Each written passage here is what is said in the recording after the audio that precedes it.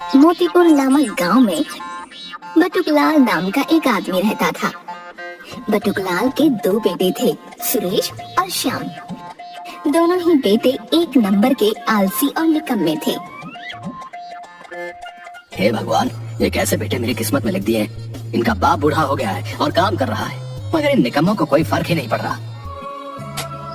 बटुकलाल अकेले ही खेती किया करता था। उसके दोनों बेटे कभी उसकी मदद करने नहीं आते थे। अरे कभी तो मेरे साथ खेतों पर चलो और मेरा हाथ बटाओ। पिताजी मुझे सोने दीजिए, मैं बहुत थक गया हूँ। अच्छा, ऐसा कौन सा काम कर लिया तूने जो तू थक गया है? अरे पिताजी, कई घंटों से बैठे बैठे थक गया हूँ, अब सोने दीजिए मुझे। हे भगवान, क्या करूँ मैं इसका। और तू श्याम, तू तो चल, खेत पर बहुत काम है।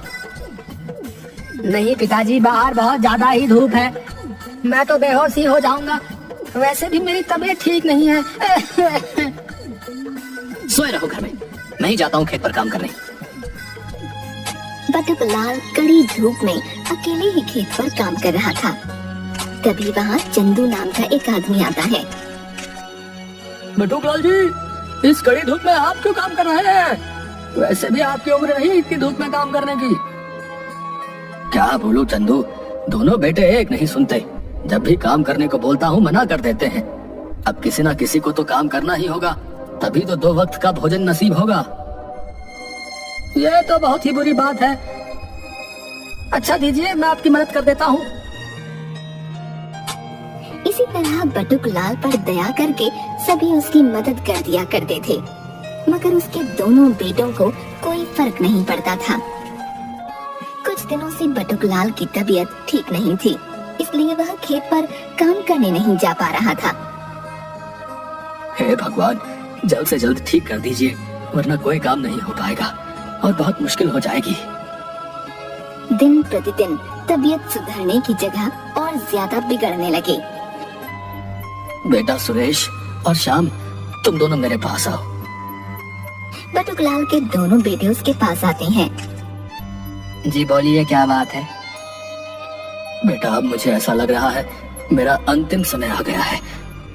लगता है जल्द ही भगवान मुझे अपने पास बुला लेंगे।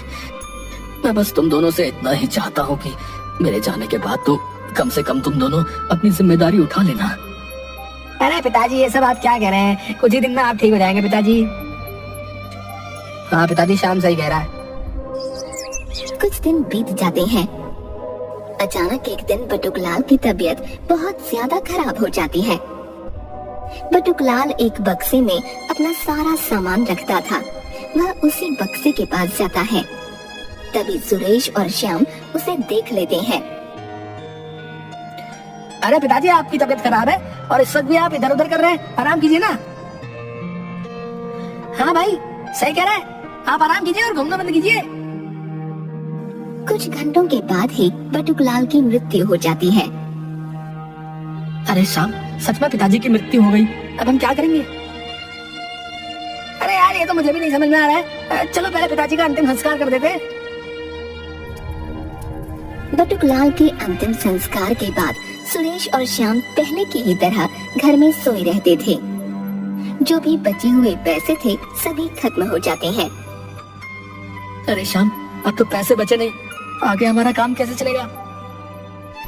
पता नहीं, हम कोई ना कोई उपाय तो खोज लेंगे, लेकिन खेत पर काम करने नहीं जाएंगे।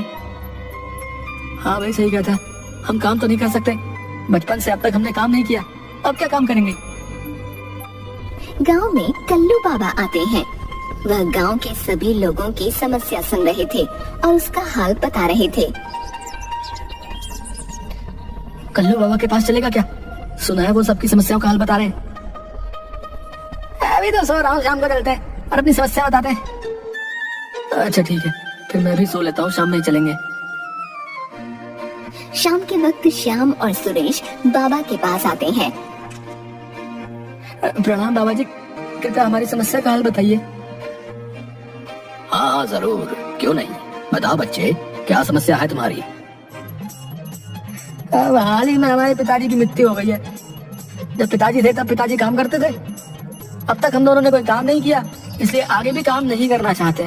आप कोई ऐसा उपाय बता दीजिए जिससे हम बिना काम किए पैसे कमा सकें और घर बैठे पहले की तरह खा सकें। ये तो बहुत बड़ी समस्या है। अच्छा, सोचता हूँ मैं क्या कर सकता हूँ। एक काम करो, तुम दोनों कल मेरे पास आओ, मैं कुछ सोच कर रखता हूँ। जी ठीक है, जैसा आप कहें। दोनों वापस घर आ जाते हैं। बाबा जी जरूर हमारी समस्या का हल निकाल लेंगे। हाँ, मुझे भी यही लगता है। अगले दिन सुरेश और श्याम वापस कल्लू बाबा के पास आते हैं। बाबा जी, आपने हमारी समस्या का हल निकाला? हाँ, मैंने कुछ सोचा है। तुम दोनों ये बताओ, तुम्हारे पास खेत तो है ना? जी बाबा जी। ठीक है, एक काम करो, तुम दोनों इस पर अपने हस्ताक्षर कर दो। मैं तुम लोगों को हर महीने इतने पैसे दे दिया करूंगा, जिससे तुम दोनों को काम करने की कोई आवश्यकता नहीं होगी। क्या सच में ऐसा हो सकता है? हाँ जरूर, क्यों नहीं। फटाफट दोनों उस कागज पर हस्ताक्षर कर देते हैं। ये लीजिए बाबा, हस्ताक्षर हो गए। अब हम अगले महीने आपके पास आते हैं। हाँ जरूर, क्यों नहीं। दोनों बहुत खुश थे। वाह सुरेश, बाबा जी ने तो हमारी सारी समस्याएं खत्म कर दी। हाँ, बाबा जी ने तो कमाल कर दिया। एक महीना बीत जाता है। दोनों भाई बाबा जी के पास आते हैं। बाबा जी, हमें पैसे दे दीजिए। 1 महीने हो गए, हमने बहुत तकलीफ से ये महीना गुजारा है। अब आप हमें पैसे दे दीजिए। पैसे? किस बात के पैसे?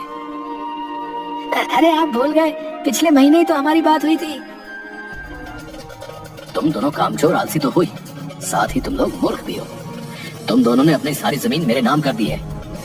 अब इस पर तुम लोगों का कोई हक नहीं। निकल जाओ यहाँ से। और हाँ, एक बात सुन लो, बिना मेहनत किए तुम्हें कोई पैसे नहीं देने वाला। पैसा कमाना है तो मेहनत तो करनी ही पड़ेगी। ये आपने हमारे साथ अच्छा नहीं किया। चलो चलो, निकलो यहाँ से। कल्लू बाबा गांव में और भी कई लोगों को मूर्ख बनाकर भाग जाते हैं। श्याम, ये हमने क्या कर दिया? बहुत गलत किया हमने। अब हमारी स्थिति और भी ज्यादा बुरी हो जाएगी। बिल्कुल ऐसा ही होता है। उन दोनों की स्थिति और भी ज्यादा बुरी हो जाती है। खाने को एक दाना भी नहीं बचता है। घर में पड़े सभी डब्बों में देखते हैं, कहीं कुछ खाने को मिल जाए। हाँ, चल यही करते हैं। सुरेश और श्याम घर में रखे सभी डिब्बों को खोलकर देखते हैं, मगर उन्हें खाने के लिए कुछ भी नहीं मिलता। पिताजी सही कहते थे, हमें कोई काम कर लेना चाहिए था। अगर हम अपने खेत पर भी काम करते, तब भी कम से कम खाने के लिए तो होता ही। हाँ भाई, मुझे भी इस बात का बहुत दुख है। पिताजी की याद में दोनों भाई बहुत जोर जोर से रोने लगते हैं और बक्से में बंद उनके सभी सामान को निकालकर देखने लगते हैं। ये देखो सुरेश, पिताजी की पगड़ी। इस पगड़ी को पिताजी किसी शुभ अवसर पर पहना करते थे। बाकी दिन वो इसे हाथ भी नहीं लगाते थे। हाँ भाई, मुझे याद है, ये पगड़ी बहुत ही ज्यादा खूबसूरत है। रुक, मैं इसे पहनता हूँ। जैसे ही सुरेश उस पगड़ी को पहनता है, उस पगड़ी में से एक चमकीला पत्थर नीचे गिरता है। देख, इस पगड़ी से चमकीली पत्थर गिरी। अरे हाँ, वैसे इस पत्थर का क्या काम? दोनों भाइयों को कुछ समझ नहीं आता। वह दोनों पिताजी के बक्से के सभी सामान को हटाने लगते हैं। तभी उन्हें एक चिट्ठी दिखती है। चिट्ठी पर लिखा था, बेटा, मैंने तुम दोनों से काम करवाने की बहुत कोशिश की, मगर तुम लोग कभी इस बात को नहीं समझ पाए। उम्मीद करता हूँ जब तुम दोनों इस चिट्ठी को पढ़ रहे हो, तब तक तुम लोगों को काम का महत्व समझ आ गया होगा। मेरी पगड़ी में एक चमकीला पत्थर है, जो मेरे पिताजी ने मुझे दिया था। ये अनमोल पत्थर है। इस पत्थर की कीमत बहुत ही ज्यादा है। मेरे पिताजी ने कहा था, जब भी मैं बहुत बड़ी मुसीबत में पड़ूं, तो इसका इस्तेमाल करूं। मगर मेरी जिंदगी में मैंने कभी ऐसा मौका नहीं आने दिया जिससे मैं इसका इस्तेमाल करूं। अगर तुम लोग बहुत ही ज्यादा मुसीबत में पड़ो, तो इसका इस्तेमाल जरूर करना। मेरे बच्चों, मैं तुम दोनों से बहुत प्यार करता हूँ। चिट्ठी पढ़कर दोनों की आंखों में आंसू आ जाते हैं। याद है सुरेश, हमने पिताजी को इस बक्से के पास देखा था। शायद उस वक्त पिताजी यही चिट्ठी लिख रहे थे। हाँ भाई, मुझे याद है। उन दोनों को अपनी करनी पर बहुत अफसोस होता है। पिताजी कितने अच्छे थे, अभी भी वो हमारे बारे में ही सोच रहे हैं। हाँ श्याम, हम कभी उन्हें समझ ही नहीं पाए, मगर क्या हुआ, जैसा पिताजी चाहते थे हम बिल्कुल वैसा ही करेंगे, ताकि वो जहाँ भी हो हमें देखकर खुश हों। दोनों भाई उस अनमोल पत्थर को सुनार के पास लेकर जाते हैं। उन्हें पता चलता है कि उस पत्थर की कीमत करोड़ों में है।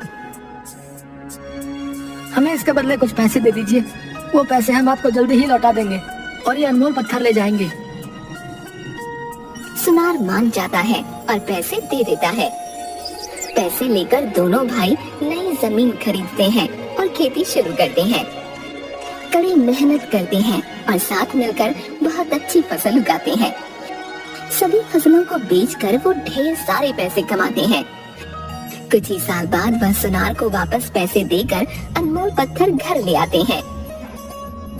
सुरेश, पिताजी जहाँ भी होंगे हमें देखकर बहुत खुश होंगे। हाँ भाई, सही कहता है। श्याम और सुरेश बहुत मेहनत करने लगते हैं और पैसे कमाने लगते हैं। साथ ही वह एक बड़ा घर भी बना लेते हैं। कल्लू बाबा को पुलिस पकड़ लेती है और जितने लोगों के साथ धोखा करके उस कल्लू बाबा ने धन कमाया था, वह धन गांव में सभी लोगों को वापस कर दिया जाता है और साथ ही श्याम और सुरेश को उनकी जमीन भी वापस कर दी जाती है।